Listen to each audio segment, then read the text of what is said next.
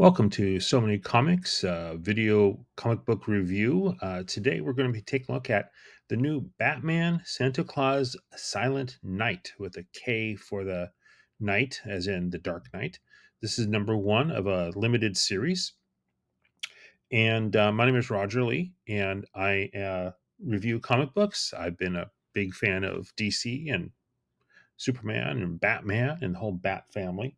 So this intrigued me. I first saw a screenshot on Facebook, actually, of one of the panels of this book. It's like, oh, that looks interesting. Santa Claus. And I know Batman has met Santa Claus before. The first time was in 1945, Batman number 27. Um, but this looks like a bit more of a modern take. So let's take a look here at this comic book. So the way I do this is I will give you my general impressions, spoiler free. Then I'll get into talking about the story, which obviously involves spoilers. So, if you are not planning on reading the book and just want to find out about it, or if you want to get my impression, I'll tell you that I think this is an interesting book. I look forward to looking at the second one when it comes out. Actually, it's out already, and I'll be reviewing that as well. So, it's an interesting book if you like Batman, or you're curious about the whole Batman Santa thing. Keep in mind, this is Christmas in Gotham City, so it's a little bit violent. Uh, it's not like the 1940s when, Santa Claus is just this jolly old elf with a big bag and they had a little kitty story. So let's get to it. So, my impressions of Batman Santa Claus Silent Night, number one. I enjoyed it. I'm looking forward to looking at the next issue as well. So, start with the cover. The cover here shows Superman sitting with a small child on his lap. The kid's wearing a Christmas type pajama outfit. Superman is reading to him from Batman number 27, 1945, when Batman and Robin first met Santa Claus. And then in the background of this cover image, the modern one, we see Batman and Wonder Woman and some bat looking type critters in the background. And then we have a picture of Santa Claus um, kind of above Superman's head. So, first off, this is false advertising. Wonder Woman is not in this comic book. Slight disappointment, but we do get Robin, Batgirl, and White Nightwing. So, let's get to it. Um, the opening scene of this comic book shows some Christmas carolers in Gotham City. You'd think they'd be smarter than that, right? I mean, come on. This is Gotham. Uh, they don't have security and they're just asking for trouble. Hint, hint. So, given that the carolers are wearing kind of Victorian era clothing with a top hat, the men are, I was thinking, oh, maybe this will have Gentleman Ghost, top hatted kind of bad guy, or maybe the Mad Hatter. Both would have been logical, but no. Suddenly, the carolers are attacked by these vampire type things. Again, not something you expect in a Christmas type story. But, it's Gotham City. And of course, Batman and Robin show up, unfortunately, after the victims have been victimized. And Robin, this is Damien, the son of Batman, who's a little bit snarky and a little bit critical and a little bit negative, uh, says somebody really doesn't like carolers. And Batman's comment to him is, Damien, only say things like that around me and try to get to a point where you only think them. Damien kind of doesn't have much of a filter, shall we say. So, this name of the story, by the way, at the bottom of this splash page is Ghosts of Christmas Past. And it also says that here, written by Jeff Parker. He did a good job. Art by Michelle Bandini. Good, the art is very good. Colored by Alex Sinclair. Everything seems to work. Lettered by Pat Brousseau. Edited by Ben Abernathy. Main cover by Dan Mora. And then it talks about some various um, alternate covers. And it also says there's a scratch and smell cover by Ben Oliver. I'm not too sure about that one. Batman created by Bob Kane and Bill Finger. Proper accreditation there.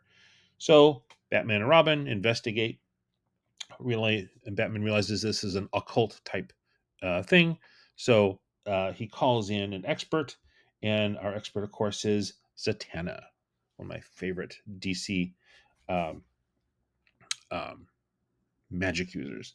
So she shows up, and um, they soon realize that these things are a critter called the Draug, Draug, And then suddenly they are attacked by these critters. And then, in a wink and a flash, they are saved by other than St. Nick riding a reindeer.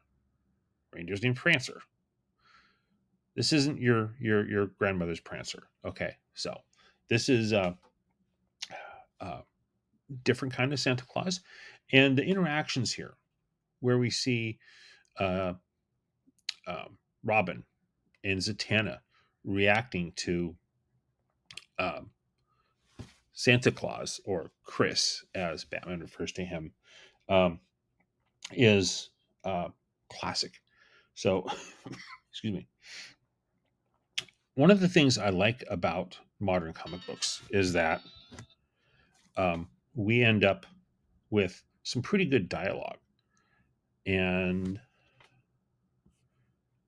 in this uh, in this piece of dialogue here, we see Zatanna talking with Santa Claus, and she kind of has this little girl look on her face, and it's like, oh, and he of course knows her name, Zatanna Zatara of 1964 Foxhawk Lane, and which is a nice callback Easter egg to her first appearance, which was in Hawkman #4 in 1964, written by Gardner Fox. So that's kind of cute. So the story progresses, and Batman, and Santa Claus have had a previous interactions based on their comments here, and then uh, we end up. Um, he tells a little story about where these things come from. We then shift over to another attack by these vampire-like creatures, the Drog, and we see Nightwing and Batgirl interact or fighting with them. And then they, Batman, Zatanna, Robin, and Santa come to join the fray. And Nightwing basically says, "You're real," and they've met before, and he made the comment, "I thought Bruce just talked about that to spice up the Batman story, make or the Superman story, make me believe it."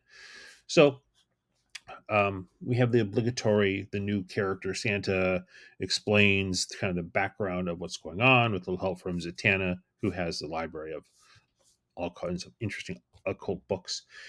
And they end up combating these things again. They kill one, and out pops from this thing, oh, a pretty little flower, which attacks Zatanna specifically. And then we see in the final scene the true villain, Krampus, who was mentioned before in the little explanatory piece. Um, and Krampus is like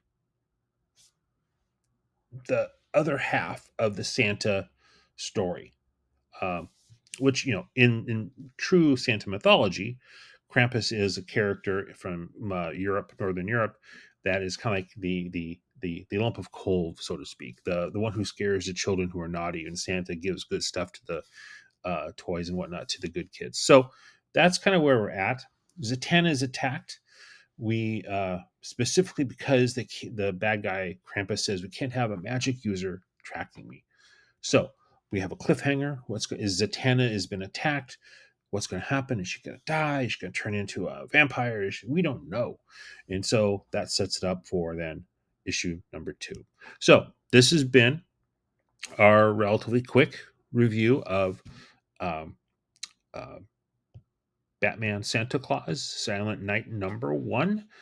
Came out December 2023. Our next review will be on issue #2, which came out today, actually. So we'll be doing that one a little bit later. If you like this video, please like and subscribe. And we'll catch you on the other side. Same Bat and Santa channel, same Bat and Santa time. Take care, everybody. Thank you. And happy holidays. Merry Christmas. And watch out for those vampires if you go carol.